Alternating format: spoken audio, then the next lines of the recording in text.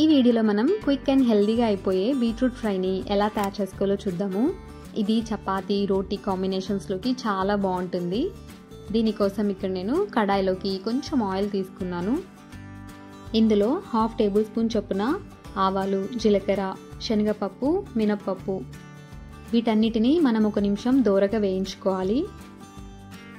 ఇందులోకి 1 రెమ్మ కరివేపాకు, 2 ఎండుమిర్చి వేసుకోవాలి. ఇక్కడ నేను బీట్రూట్ని తురిమి వేస్తున్నాను. మంటను లో టు మీడియం ఫ్లేమ్లో ఉంచేసి 1 నిమిషం వేయించుకోవాలి. ఇందులోకి కొంచెం పసుపు, రుచికి సరిపడ ఉప్పు వేసుకొని మరో 2 నిమిషాలు దీన్ని దోరగా ఫ్రై చేసుకోవాలి. మనం ఈ బీట్రూట్ని ఎక్కువ ఫ్రై చేయాల్సిన అవసరం లేదు. కొంచెం సాఫ్ట్ అయితే చాలు, రెడీ అయిపోయినట్టే.